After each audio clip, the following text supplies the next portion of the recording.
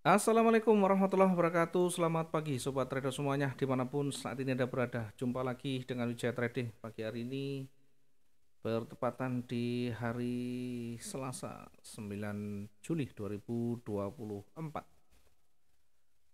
Pagi ini kita akan mulai memetakan kembali untuk satu hari ke depan beberapa pair utama XAU USD, nanti ada Euro Pound Sterling, kemudian indeks saham, ada Bitcoin dan minyak. Kita akan coba nanti berikan analisanya bagaimana potensi hari ini, kemudian bagaimana kita tempatkan titik entry-nya. Khusus yang kita akan expose hari ini, kita akan lihat untuk XAU USD dulu ya. Di emas bagaimana pergerakannya, potensinya bagaimana. Kita awali dulu dari melihat time frame daily dulu untuk memetakan bagaimana kira-kira satu hari kemarin. Dari time frame daily satu hari kemarin ditutup dengan dominan bearish yang cukup signifikan dibanding dengan di hari sebelumnya, yakni hari Jumat kemarin ya. Ada kekuatan bearish yang sudah cukup signifikan sehingga harus kita waspadai untuk datangnya koreksi ini. Meskipun demikian, dari kecenderungan yang ada ya, dari tren yang ada panjang di sana mengindikasikan kekuatan bullish masih menjadi tren utama ya, sekalipun ada koreksi bearish. Kemudian dari petunjuk yang ada, apakah akan dikonfirmasi dengan time frame di bawahnya?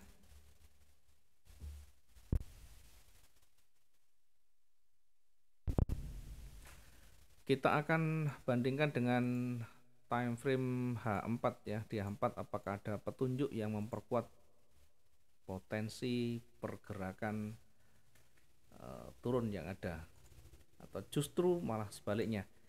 Kalau kita amati dari step by stepnya, dari swing yang ada, pergerakan naik masih dominan, kemudian ada koreksi berada di wilayah supportnya ya, berada di wilayah koreksi.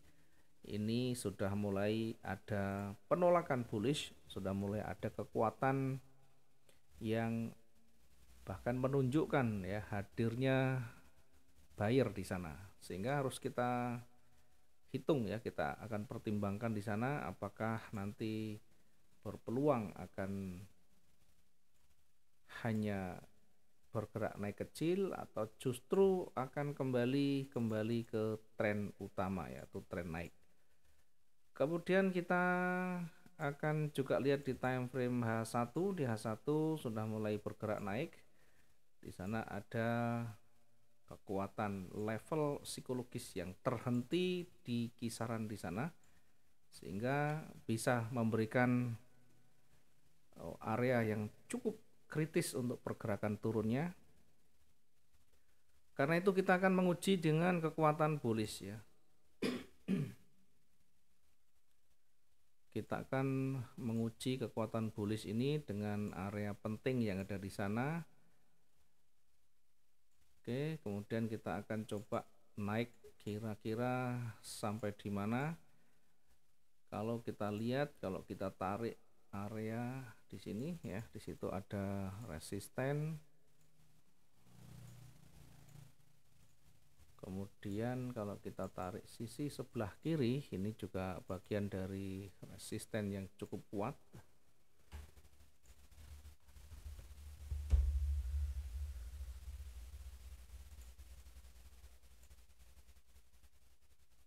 Kita akan tandai sisi sebelah kiri, di situ ada resisten yang cukup kuat, sehingga nanti kekuatan bullish kita akan uji sampai di kisaran 2367.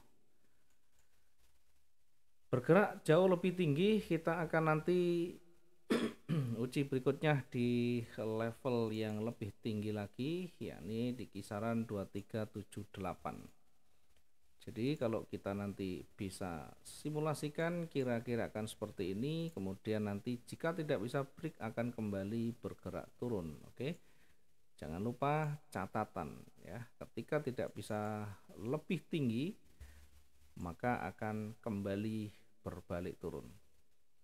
Namun sebaliknya, jika di area di situ jauh lebih kuat momentumnya, maka akan mencoba untuk menembus resisten berikutnya, dan setelah break maka akan coba untuk retest dan kembali akan bergerak naik jika tidak bisa ditutup lebih rendah dari level ini. Pertanyaannya ini yang sering banyak ditanyakan, arahnya kemana ya. Kalau sudah tahu arahnya ya tentu kita tinggal borong saja di sana. Nah, dalam hal ini kita hanya memperkirakan kita bisa manfaatkan peluang dua-duanya ya, tidak perlu harus satu arah, tapi kita bisa manfaatkan dua-duanya. Asalkan kita sudah siap semuanya, dua-duanya punya peluang yang sama.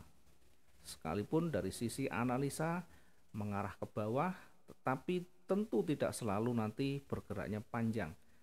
Bisa juga hanya karena pergerakan tren terdekatnya dia bergerak turun hanya sampai di area pentingnya kemudian berbalik. Jadi begitu dia turun nanti juga kita akan mengujinya di sana ya. Perhatikan di situ ada support ya yang banyak disentuh, dan ini tentu menjadi tahanan yang cukup kuat. Kemudian untuk entry-nya ya, silahkan entry itu sebenarnya kita bisa menempatkan dimanapun. Yang terpenting dari sisi yang kita lihat, dari sudut pandang yang kita lihat, kita sudah punya dasar, punya target, dan punya resiko yang sudah kita siapkan. Jadi mau di atas, di tengah, di bawah tidak menjadi masalah. Yang jadi masalah kalau kita hanya fokus pada satu entry dan harus sesuai. Kalau itu yang terjadi, begitu nanti berbalik kita pasti akan sangat panik, dan tentu kita akan kesulitan untuk melakukan langkah berikutnya. Karena itu kita bisa mensimulasikan, membuat plan yang lebih, artinya kita siapkan antisipasi, segala pilihan kita sudah akan siapkan. Sebagai contoh, kita menempatkan posisi yang pertama karena arahnya naik, kita akan menempatkan posisi buy dengan target yang cukup kecil ya, tidak terlalu jauh dari area pentingnya ya. Kita tempatkan untuk buy-nya misalnya, oke, kita tempatkan di 2363 ya, 2363.05. Nah, kita nanti akan targetkan hingga di mendekati area resisten di sana ya. Ada sisi sebelah kiri memang ada resisten, tetapi kita akan menghitung juga dari sisi targetnya. Kita akan menghitung dari sisi targetnya sehingga nanti juga tidak terlalu kecil ya. Oke, kita coba hitung apakah masih realistis sampai di sana. Ternyata sudah 700 lebih, sehingga kita ambil tengah-tengahnya. Oke, ambil yang banyak disentuh sebagai target utama kita, yakni di kisaran 2368. Untuk target yang terdekat kita hanya sampai pada titik yang lebih potensial, yakni di 2368.23 ya. Titik yang paling dekat 2368.23. Disusul berikutnya, jika nanti ternyata punya kekuatan yang lebih ya, punya kekuatan bullish atau momentum bullish masih cukup tinggi, kita akan targetkan kembali berada di resistennya, yakni di kisaran 23. Oke, kita ambil 2375 ya. Target berikutnya kita menempatkan di 2375.27. Oke, target berikutnya di 2375.7, 2375.27 ya.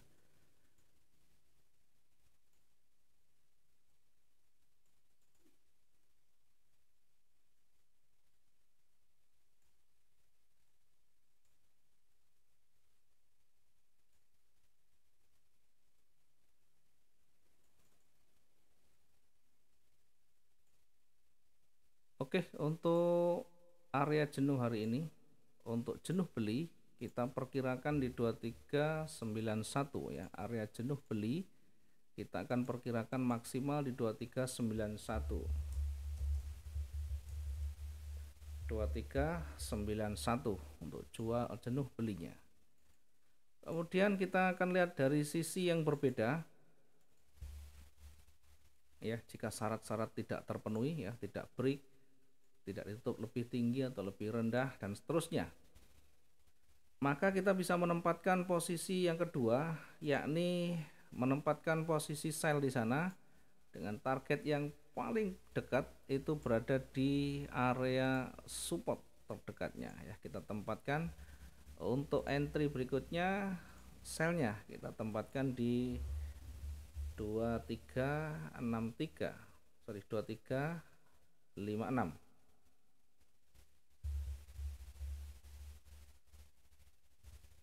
Poin 43, 2356.43 dengan target yang terdekat di 2350, 2350.76. Kemudian jika ternyata kekuatan bearish masih besar, kita akan targetkan kembali berada di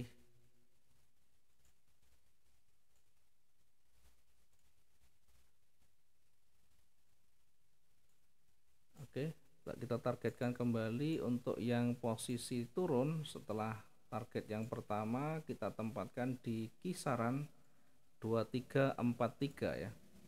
Target berikutnya untuk sellnya jika masih mampu menembus di target 1, kita perkirakan akan mendekati 2350, 2343 sorry, poin 49. Area jenuh untuk jual kita perkirakan berada di kisaran 2321 ya. Area jenuh untuk yang bergerak turun atau jenuh jual kita akan perkirakan di 2323 ya.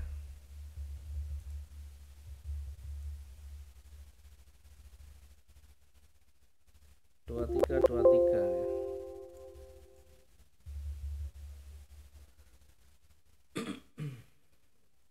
Oke, untuk area jenuhnya kita tandai dengan highlight warna yang lebih cerah ya, sebagai bentuk nanti kehati-hatian ya. Kita tandai dengan warna ungu ya. Termasuk yang di atas kita tandai area ini dengan warna ungu sebagai bentuk kehati-hatian kita. Oke, kita bisa menghitung nanti resikonya sejauh mana, kemudian targetnya mungkin kita bisa sesuaikan dengan style masing-masing juga. Ini kemungkinan masih akan bergerak naik hingga mendekati 2368. Silakan tempatkan juga sesuai dengan titik yang kita sudah hitung semuanya, dengan target kira-kira di 2368 yang pertama, yang kedua nanti di 2375. Oke, mudah-mudahan hari ini untuk emas kita bisa dapat peluangnya, mumpung masih pagi, masih segar dan pergerakan masih cukup panjang, potensi masih lebih besar, kita bisa mengawali lebih dini. Terima kasih. Selamat pagi.